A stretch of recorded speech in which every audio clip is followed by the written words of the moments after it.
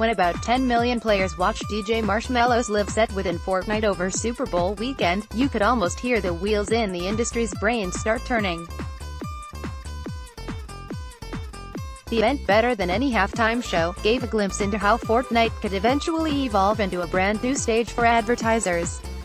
Not only did the dance party feel epic to those people within the game, it was also shareable. This mix of spectatorship of esports and one-off events piqued the interest of advertisers in the days after the virtual concert, said Richard Downey, SVP Global New Business at the Specialist Works. But it can be difficult. The cost of creating an in-game promotion in the vein of Marshmello's concert is high, said Downey. And to survive in esports, brands need to be authentic and creative. Gamers will call out brands that mess up. You can't just advertise in a community like the one Fortnite has without authority, especially if you're a non-endemic brand, said Downey. Marshmello's YouTube channel gained around 699,000 subscribers the day after the event, a roughly 1,800% increase over his January average daily subscription figure of 37,000, according to analyst Jose Arroyo. And his YouTube views per day jumped from 7.8 million to 42.8 million, or roughly 500%. The advertisers already winning at Fortnite are those that are part of the community now synonymous with the game. Fast food restaurant Wendy's did this last November when it hosted its first live stream of the game on Amazon on Twitch. Wendy's set up a stream on the video site for free last November when it co-opted the game's food fight mission. Missions in Fortnite are only available for a limited period, creating opportunities for brands like Wendy's to do more firsts rather than repeating an existing activation. The event split players into either playing for the Der Burger or Pizza Pit in-game restaurants, with Wendy's asking its fans to play against the burger chain. Going after Der Burger was meant to be a dig at those rivals to Wendy's that use frozen burgers, said the brand's senior director of media and social Jimmy Bennett. While Wendy's didn't appear in the game, awareness of the brand spiked. The restaurant streamed video for almost 10 hours in one day. During that time, Wendy's went from 0 followers on Twitch to more than 7,400. More than 1.5 million total minutes of video were watched by users during those 10 hours. There were around 43,500 comments during the stream. For context, Wendy's gets mentioned about 3,000 comments per day on Twitter. What we did wasn't down to a paid relationship with either Twitch or Fortnite, said Bennett. We see a lot of brands jumping in and trying to use paid media to grow their brand presence, but it's actually more exhausting to try and do it that way. We didn't have to do so much heavy lifting and put so much money to support it because we were able to organically lean into the experience. Most advertisers aren't at this stage yet and instead sponsor Fortnite's most popular players. High-profile Fortnite influencer drive. Lupo became the first professional esports player to be sponsored by insurance company State Farm earlier this month, while Ninja, the most followed streamer on Twitch, was paid by Uber Eats to promote the game last summer. The Uber Eats promotion linked a level of discount to the number of kills Ninja made during a match. It was meant to be extended over a week, but the discount was redeemed so many times that the fast food delivery service ended it after one day. Brand participation seems to be largely focused on individual streamers and teams, said Christophe Jamet, director of social media and mobile at innovation consultancy DDG.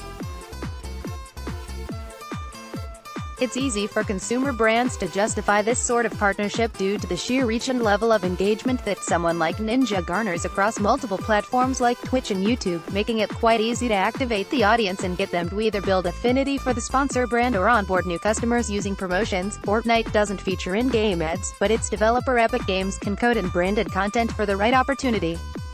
Last month, the NFL launched a 2-week sale of NFL jersey in-game skins for players to buy. The value a sports brand brings to a game like Fortnite isn't necessarily about reach, said Daniel Ayers, consulting partner at digital sports consultancy 7 League. The value comes from how those games can reward their communities and reward their player bases in real life. That's an interesting and valuable thing a sports brand can bring to a partnership with games. Football club West Ham realized this last year when it launched its own esports tournament. Now, it's creating more gaming-related content on Twitch and YouTube. Be a football club, most of this content has been based around FIFA 19, and we have 2 pro FIFA 19 players, but we have run a couple of Fortnite activations, said the club's head of content Amar Singh. Most recently, we ran a live stream with first-team player Declan Rice, who's a big fan of Fortnite and was keen to take part in the activation. For all this interest, Fortnite is doing fine without advertisers. According to Nielsen Superdata, the game made $2.4 billion in 2018, with all of that coming from the micropayments players make to buy cosmetic skins, dances and pre-released game modes for their characters, which range from $2 to $20. But that may be changing, as agencies report that Epic is now reaching out to brands more. Epic Games are actively engaging with top-tier brands across the entire spectrum of pop culture such as music and movies, said Paul Emmert, director of technology at advertising agency Cole McVoy. The success of the game has given birth to a new generation of battle royale-style games, some of which are already peeling away Fortnite players in search of a new experience. Getting marketers to understand the esports landscape can be challenging since it's still unproven and nascent. But when a marketer is open to different, non-traditional or bold ideas, we're finding that they are much more receptive, said Lemmert. Page 2 Samsung is breaking out of Best Buy and opening its first permanent retail stores this Wednesday inside malls, the Americana at Brand in Los Angeles, Roosevelt Field on Long Island and Garden City, New York, and the Galleria in Houston. Yheom, president and CEO of Samsung Electronics America, said the company wants to build stores around a tech playground concept, where customers can chat with employees and try out smartphones, tablets, wearables, televisions and connected devices, with an emphasis on showing off applications of the technology through gaming and 4K VR activations. The store openings coincide with the launch of the Galaxy S10 smartphone. Samsung has tested physical retail in the lead-up to the permanent store openings. Its store model has over the past couple of years included pop-ups called Galaxy Studios in Dallas, Los Angeles, Chicago, Washington, D.C., and Las Vegas, and it has rolled out store-within stores at 1,400 Best Buy locations. In 2016, it opened Samsung 837, a brand marketing play in New York that didn't sell products but offered interactive experiences, a gallery and event space. The mall stores will keep the branding element of 837 with VR and tech displays, but unlike 837, customers will be able to buy products, chat with customer associates and get repairs done. The new stores keeps the community hub, but it's more of a scalable model. Samsung 837 is not a scalable model, that's more about larger-than-life experiences, said Gabriella Bader, founder of experiential retail incubator The Whereabouts Studio. They should have this revolving sense of discovery that's completely missing from the Apple stores, noting that while Apple stores are emphasizing product functionality, Samsung wants to take that further by helping them imagine use cases through in-store displays and interactions. She added that Apple has been known for a practical, purist approach to retail with the experience centered around efficiently delivering products and services. As customers become accustomed to experiential concepts in other retail stores, the Apple Store model is now starting to look a little dated. But in rolling out VR and gaming displays, Samsung also runs the risk of relying on gimmicks. They have to blend theatrics with good user experience and functionality, said Derek Friedman, Chief Design Officer at Huge.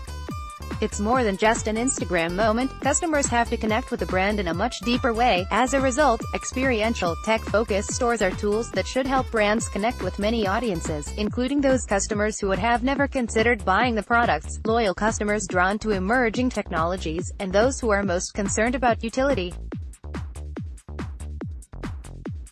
in developing experiential concepts. However, Samsung has to be attuned to evolving customer expectations around experience. Friedman said that permanent experience centers should retain the flexibility of a pop-up so the brand can break and rebuild exhibits quickly. You want to look at the store as a blank canvas to tell a narrative, from everything from fixtures to the technology to the hardware and logistics, he said. You don't want to hard-code the space. As well, there's the question of ROI and measurement.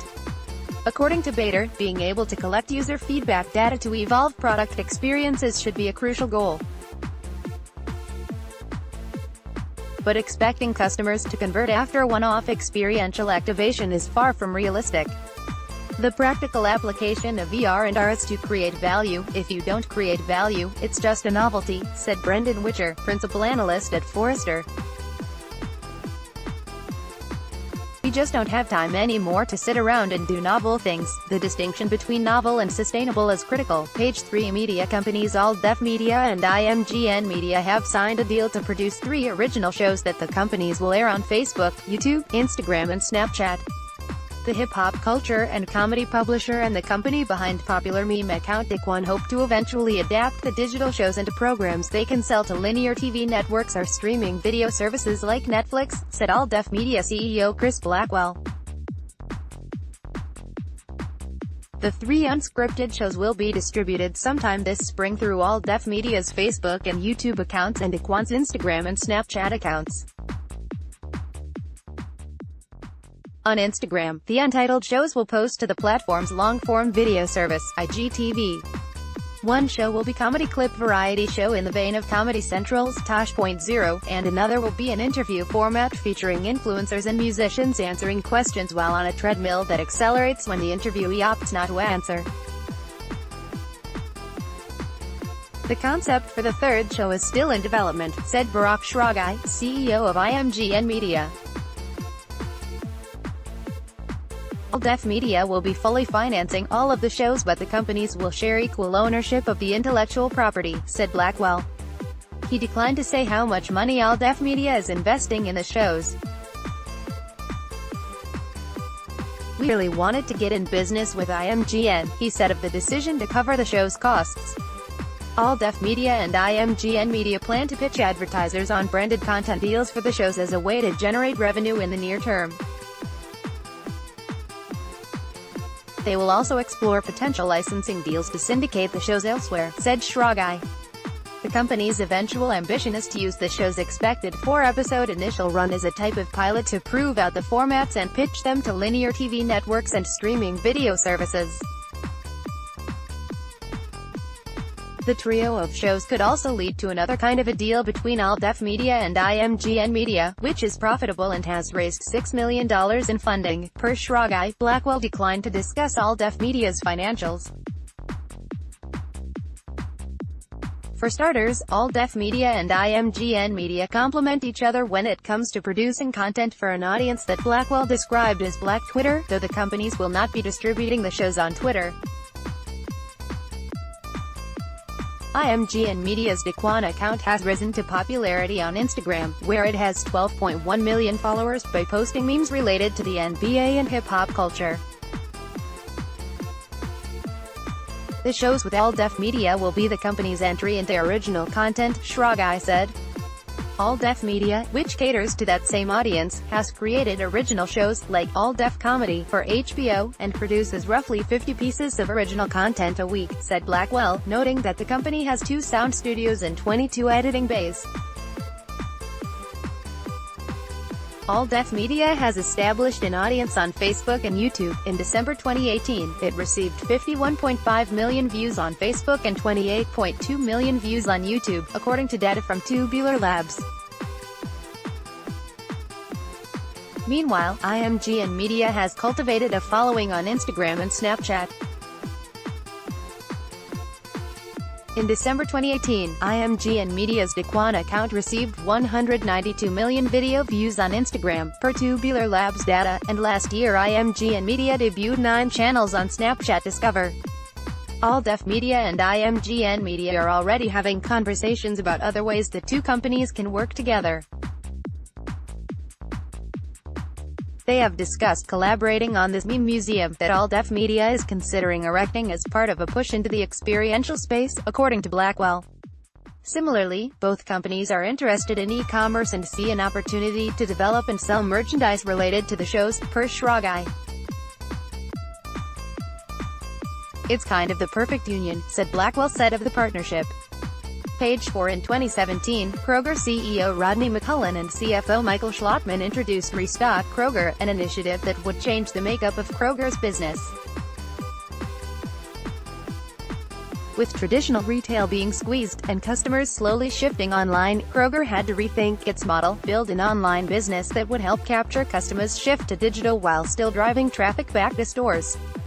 It also planned to create new revenue streams that would help pay for the cost of rewriting a physical retailer. By 2025, said McCullen and Schlottman, a new Kroger would be born. The retailer is on a mission to reformat its stores to push pickup and delivery shopping options, which will then drive more online business, which will then bring in more online advertising revenue, which it can then use to invest more in the online-offline capabilities. And it's not doing this in a vacuum. Kroger has to figure out its own flywheel model before Amazon devours the market. The grocery retailer, which operates 2,800 stores in 35 states through 24 regional chains including Kroger, Dillon's, Ralph's, City Market and Smith's, has been pushed to respond to industry pressures. Thanks to online competitors like Amazon and third-party delivery services like Instacart, customer behavior is shifting. Any one customer might want to shop in a store, have groceries delivered at home, or pick up most items through curbside delivery and grab the rest themselves, depending on the day. Right now, only 3% of grocery purchases happen online, but that's projected to hit 20% by 2022, or $100 billion of the $640 billion grocery industry, according to a report done in 2018 by the Food Marketing Institute and Nielsen. It's a lot of complexities that we face, and in response, we're putting together a new ecosystem that makes it effortless for customers to get what they want when they want it, said Matt Thompson, Kroger's VP of Digital. All pieces and components have to come together because the customer is demanding it. We've moved aggressively because the future is now. It has to be simple and seamless no matter what we're talking about, in-store, pickup, delivery. Through Restock Kroger, the retailer is working ahead to prevent a steady decline of market share that would be lost to more competitive online players over time. Taking a page out of Amazon's playbook, Kroger is building a retail flywheel to support its next phase of business. The pieces: physical stores, Kroger Ship delivery service, Kroger Pickup curbside delivery, and exclusive Our Brands product selection, its financial services program, Kroger Personal Finance and Retail Media Business, Kroger Precision Marketing, are being set up to work together to bring in new revenue streams and drive customers to spend more overall with the company. I look at it as a death by 1,000 cuts, said Tori Gundelich, VP of Retail Insights at Kantar Consulting. If you don't offer delivery or curbside pickup, there are few shoppers that are going to up and leave, taking 100% of their business with them.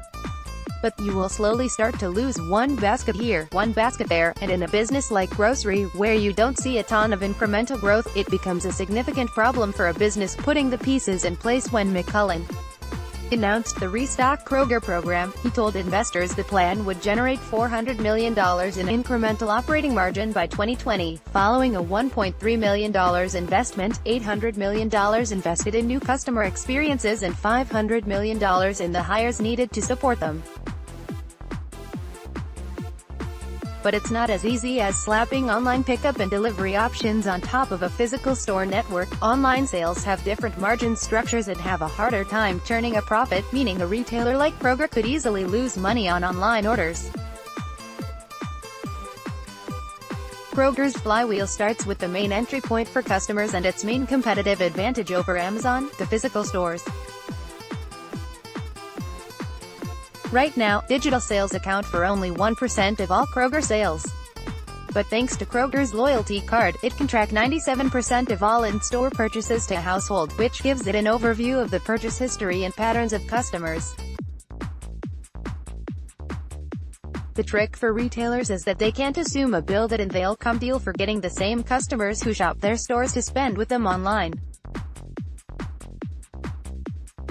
As grocery shifts online, Amazon has a disproportionate share of online grocery, which means it easily eats into your growth as more dollars go online overall, said Andrew Lipsman, retail analyst at eMarketer. That's a huge hurdle for a company like Kroger to clear. Kroger's new model would allow it to be proactive about the customers who may not shop online now but will in the future. It expects digital to account for 20% of its sales by 2022. So it's using that in-store customer data, with 84.51, the in-house data technology company that it acquired in 2015, to build customer profiles that prompt more relevant online and mobile messages, product recommendations and promotions, which drive more customers to build online shopping lists. It may be more profitable to have customers shop in stores, but more customer volume shifting online helps supplant the cost of investment in online order and delivery capabilities. The stores are then crucial in fulfilling online pickup and delivery orders. Right now, Kroger offers delivery in 150 markets with Instacart, with orders being picked and packed at physical stores. Putting more emphasis on order pickup and delivery would then drive more customers over time to shop online. We're seeing enormous investments in digital at Kroger. Capturing a shift to online only works if there's a good ecosystem in place for buying groceries online, said Jason Goldberg, the SVP of Commerce at Sapient Razorfish. And when you have more people shopping online, you need to monetize it. The new media model underpinning Kroger's online grocery business is Kroger Precision Marketing, its retail media arm. Kroger doesn't break out the size of its advertising business, but it's growing. In the third quarter of 2018, the company said revenue for Kroger Precision Marketing was up 150% year-over-year and that its ad products resulted in 700 million product impressions for brand advertisers, which include PepsiCo and Nestlé. Brands have always spent money with retailers like Kroger to get more exposure and visibility in stores, like an end-of-aisle display or space in its weekly circulars. Online has blown the possibilities open, and Amazon's retail as a search engine model has taught brands to think differently about where they spend their ad dollars. Kroger has also used 84.51 to put more customer data in front of advertisers, showing how they can target families who most often buy baby formula or a certain brand of soda with more relevant ads. What the data lets us do is, if you're a Kroger customer, you're going to see the things you need in your next shopping trip being targeted for you, and it doesn't matter where you're shopping with us, said Thompson. Relevance is almost overused, but for the customer and for our brand partners, we need it to make this entire thing work. Kroger is counting on a new ad business to drive higher margin revenue from brands who will spend not just trade dollars, which get them better visibility in stores, but brand marketing dollars with Kroger. Kroger has rolled out 16 new ad products in the last year, including search ads on its online site and programmatic ads on sites like ESPN. One brand marketer, who asked to speak on background, said that it's now spending 25% more annually marketing with Kroger, but that it still considers it an experiment to see if the ROI is worthwhile. The marketer also said that Kroger is pushing newer ad products hard, like keyword term bidding and brand promotions in search, by offering more specific customer data profiles to inform the ad buys. It also promotes higher-than-average ad response. Stuart Aitken, Kroger's SVP of Alternative Business, said that Kroger's ads have a 70% average for viewable impressions and click-to-conversion rates that are 2 to 3 times the industry standard. Kroger's entering new territory here by competing for general marketing dollars, not just traditional trade dollars, said David Tiltman, head of content at marketing consultancy WARC. What makes it interesting is the data they have and are able to share. What makes it risky is the question: do they really have the scale to make it worthwhile? Activating the flywheel. Kroger is in a race for reinvention, one that is complicated by Amazon. For Kroger, it will take time to see the effects of the flywheel settle into place, and competitive players like Walmart and Amazon are looming. But if it makes good on its bet to generate an added $400 million through its investment, it will be sending a message to traditional retailers: follow the Amazon model. What will make Kroger successful is connecting the pieces.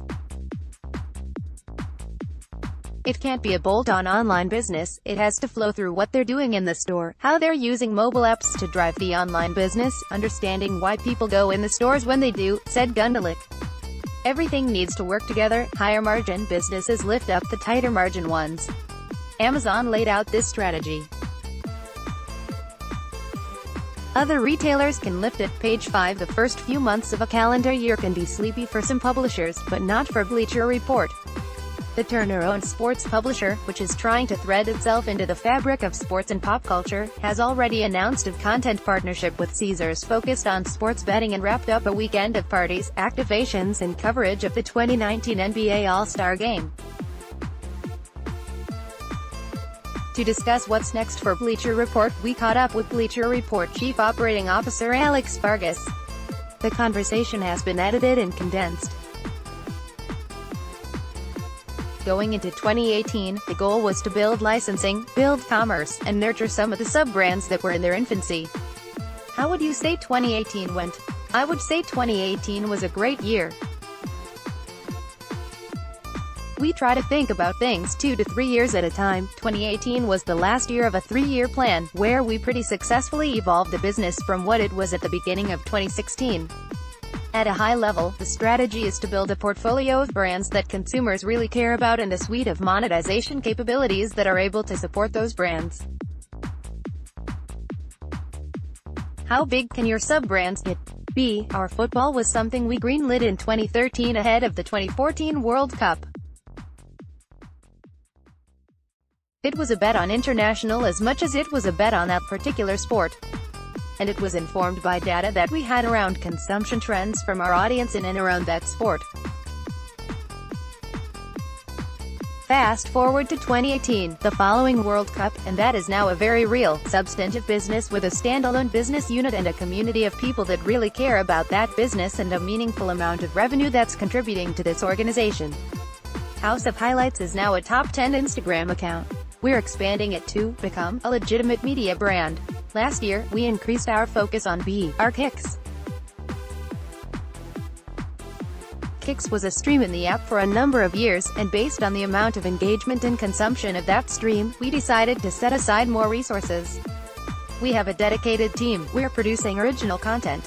What all these things have in common is they have a profile of niche areas where we can build communities. In this day and age, audience is somewhat of a commodity. But building a community and creating content that's able to spark a conversation is what we're looking to accomplish with all of these. But how meaningful can these businesses become for Bleacher Report? I would say that with any of these sub-brands, if there's not a path to doing $10+ million in revenue a year, it's probably not worth the effort. Do you feel like sports betting ticks the box as you look at for sub-brands? It's fair to say that in 2019, betting is a sub-brand we're looking to build in partnership with Caesars. If you look at the UK, where the our football office is anchored,